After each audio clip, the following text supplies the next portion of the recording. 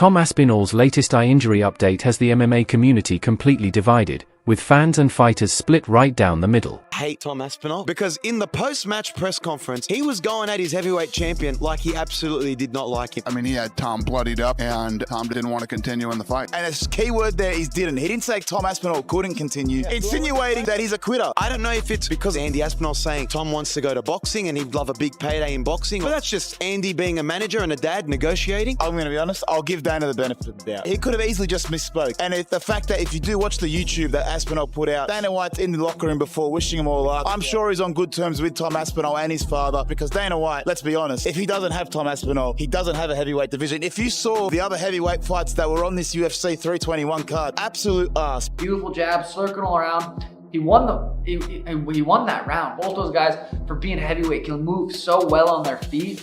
God, that was going to be such a sweet fight. And I thought Tom was going to go out there and kind of run through Surreal. That was going to be a very interesting fight.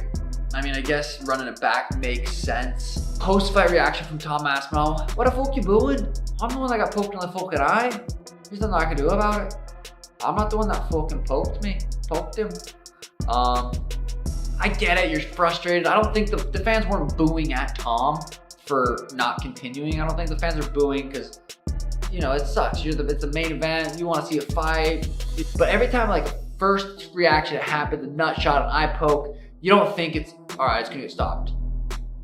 And when it does, it sucks. Oh God, I remember when the Pedro fight got stopped. It was in the second round, and I was feeling like I was just getting started.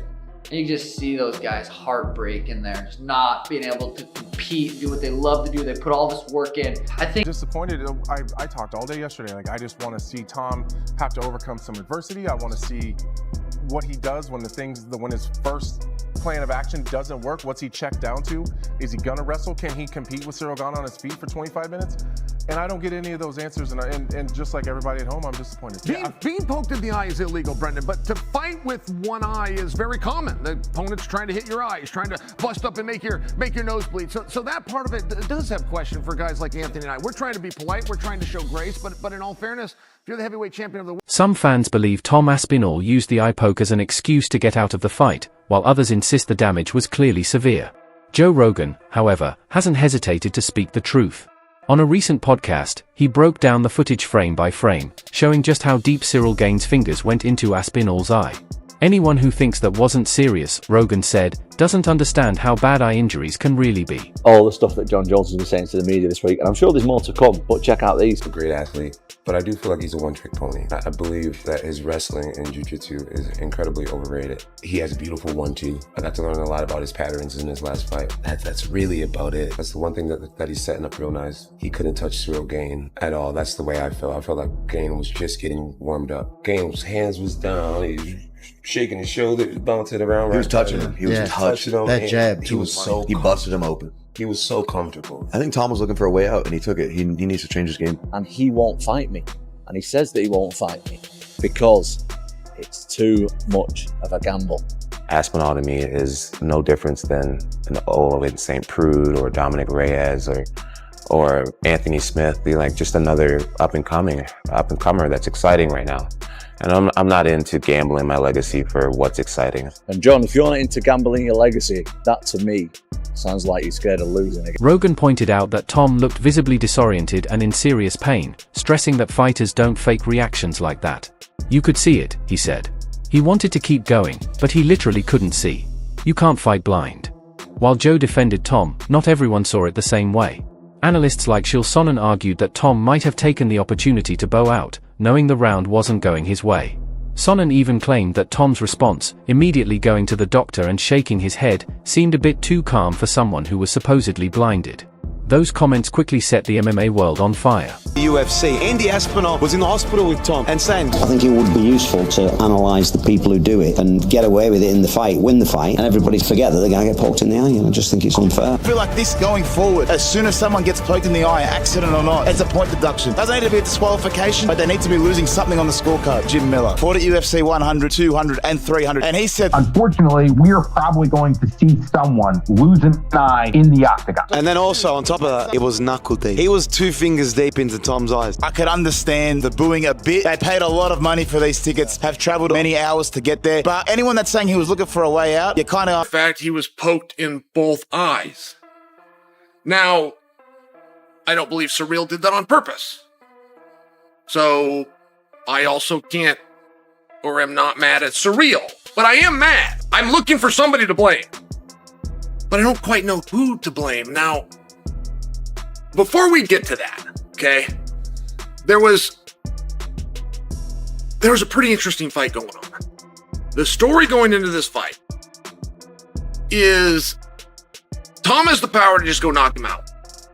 We're not saying Tom's a better kickboxer. We get that Surreal did that for many years of his life. We get that Surreal had over 30 professional kickboxing bouts. But Tom, a little younger, a little bigger, shown to have a little bit better power if you just want to look at results, and has the ability to knock him out. However, if Tom tests that and doesn't knock him out, he'll just take him down and beat him up. I mean, this was the belief going in, guys. Tom was a 3.5-1 favorite. Tom told everybody that was willing to listen, I shouldn't be a 3.5. Fans have accused Chael Sonnen of disrespecting one of the sport's classiest fighters, but Joe Rogan quickly pushed back on that idea. Rogan emphasized that Tom Aspinall has never shown any signs of quitting or weakness. This is a man who's faced every challenge that's come his way. He's fought through a torn knee, waited over a year for his comeback, and then got eye-poked twice by the same opponent. That's not quitting, Rogan said. That's just bad luck. And yeah, again, he's not even that active. But as far as active fighters, Tom's the best heavyweight we have to offer. That being said, I love Tom. I'm a big believer in Tom. But there are some holes in his game if you watch enough fighting. Even though he's starching everybody, he's not starching elite level guys. He's beating and demolishing guys that are offered to him, but the heavyweight division has never been weaker. So you're basically the king of the mediocre heavyweight division. But again, not his fault.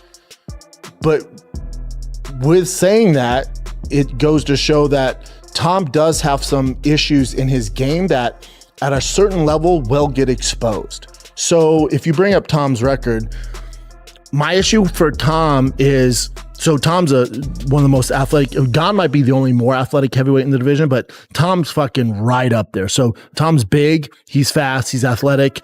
He has jiu-jitsu as far as we know. 215, he would fight Tom Aspinall better than him weighing 245 pounds. In his 205 frame, he could fight Tom Aspinall better than he'd fight him at that 250 because that's not his weight class. While he didn't last long with Cyril, he didn't look as fast. He carried more weight. Cyril just did some weird stuff. And John, you don't make mistakes against John. Wouldn't it be interesting if Tom came out and said, no, I'm not going to rematch him. He's a cheater. Why would I rematch a guy that already cheated, that violated not one of my eyes, but both? I gave him his chance. He chose to cheat. I'm going to move on. If Tom took that stance, which he's not going to do, I'm saying, but for fun, I think he'd have a lot of people that supported him. For some reason, Surreal has come out of this thing with his hands clean. He's the one that did the poking. It was really bad how it looks. And he said, you can't train your eyeball to be stronger. It is what it is. There's protection here and here, but he obviously got no protection because the fingers were straight in. The fight should have been stopped. He couldn't see. It was a foul. He couldn't see. Then you can't fight. You know, if he'd have got knocked out with a head kick next, then it would have been worse. I don't know. And then he said, sometimes when your eyes here like that, it can become displaced and stay there. And they did a few tests on that, and they said it doesn't seem like that. And his vision on the eye that's the best eye, his eye wasn't following properly, so the muscles weren't working strong enough to go this way. This one just wasn't working that good at all. So we've got to have additional tests further this week, and Moyes is sorting the tests out for us, and he's got to have a CT scan. It was a significant eye poke. It wasn't like a little scratch. It was, they went in. They were proper eye pokes, and Tom clearly was in a lot of pain. There's people saying online, well, he was saying multiple times, I can't see.